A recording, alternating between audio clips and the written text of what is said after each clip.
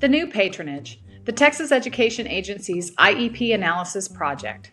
We call this the new patronage because the definition is favoritism, nepotism, preferential treatment, cronyism, and pork barreling.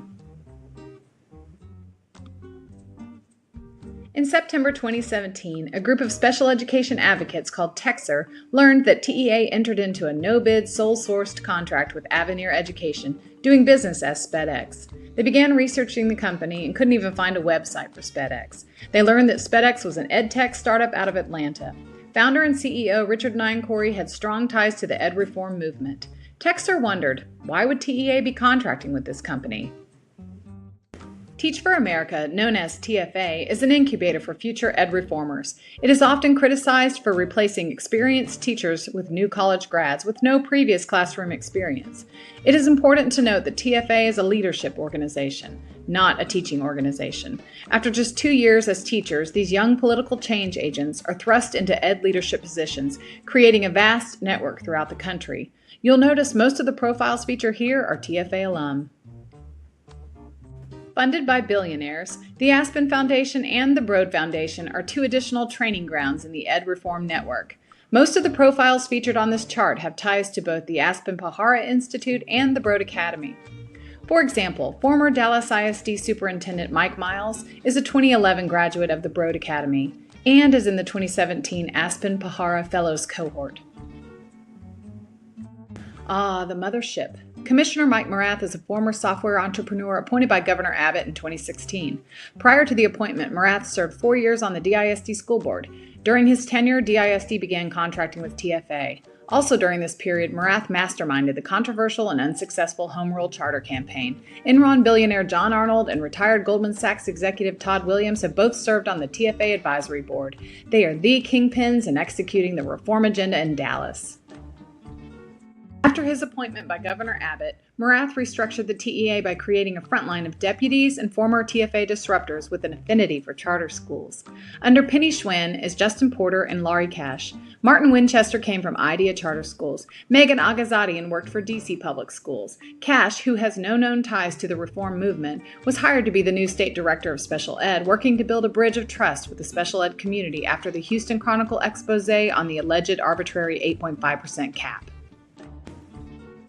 Dr. Laurie Cash was fired after asking questions and filing a complaint with the U.S. Department of Education Inspector General regarding the procurement process of the SPEDx project. Note, she was the only one who was not one of them.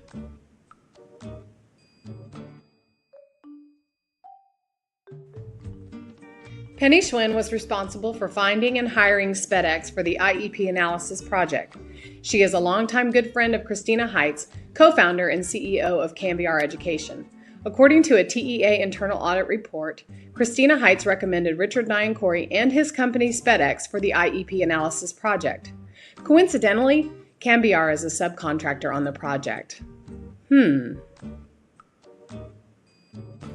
In May 2017, and prior to Cash being hired, Morath signed the SPEDx contract with Richard Niancory. Niancory was a TFA alum, Aspen-Pahara Fellow, and was the Deputy Chancellor of DC Public Schools under former Chancellor Michelle Rhee.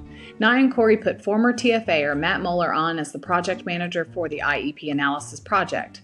Rhee is the founder of the New Teacher Project and Students First. She's notorious for promoting charters and privatization. Michelle Rhee's Students First is a political lobbying organization which has worked to pass state laws promoting charter schools and teacher tenure reform. Angelia Dickens, General Counsel for Students First, filed the trademark for SPEDx in July of this year. John Arnold's foundation pledged $20 million to Students First and $25 million to TFA. He was also a financial supporter of the Dallas Home Rule Charter campaign. TEA Deputy Commissioner Megan Agazadian worked at DC Public Schools during the same time period as Rhee, Niancory, and Moeller. From 2009 to 2011, she worked for the DC Education Fund, managing and raising over $5 million in support of DC public school priorities. John White is the state superintendent for the Louisiana Department of Education. Rebecca Kokler is the assistant superintendent. John White signed an MOU with SPEDx in February of 2017 for a similar IEP analysis for students with disabilities.